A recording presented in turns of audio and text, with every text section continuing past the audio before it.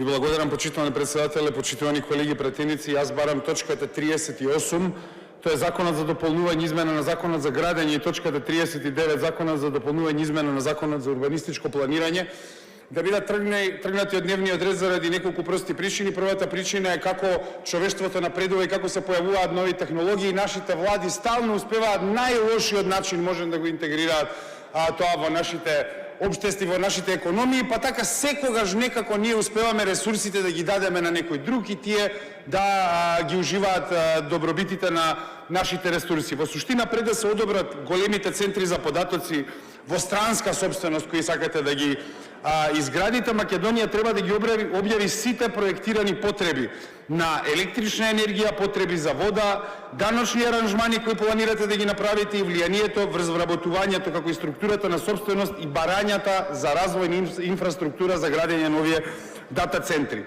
Центрите за податоци создаваат релативно малку постојани работни места, а потенцијално поставуваат значителни барања за енергија и водни ресурси. Недостатокот на транспарентност е најголемиот проблем, затоа што министерот Андоновски рече дека дискусиите се во тек, законодавството се уште се разгледува, не постои конечен текст и преговорите се водат со приватни инвеститори. Тоа значи дека е сосема разумно да се праша која е големината на овие центри, кои се инвеститорите, кои се локациите, кои се деношните олеснувања и кои инфраструктурни обврски Македонија треба да ги изврши.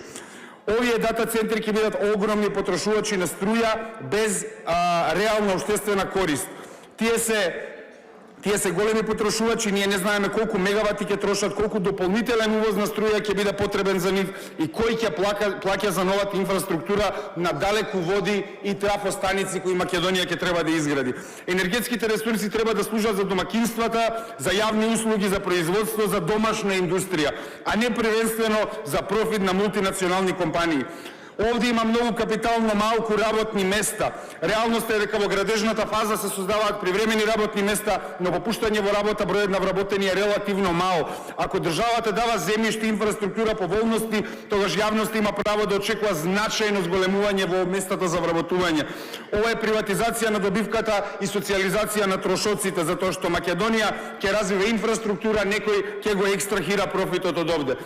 Понатаму имаме опортунен трошок, затоа што секој мегават има алтернативна употреба. Прашањето кое треба да си го поставиме дали овие мегавати треба да се канализираат во дата центрите или во производствени капацитети, во прехранбената индустрија која ни кубури, во медицинската индустрија, во јавната инфраструктура, така понатаму. Во суштина има уште многу аргументи, но работата е што јавноста треба да се вклучи цела. Затоа бараме повлекување на овие две точки од дневниот ред.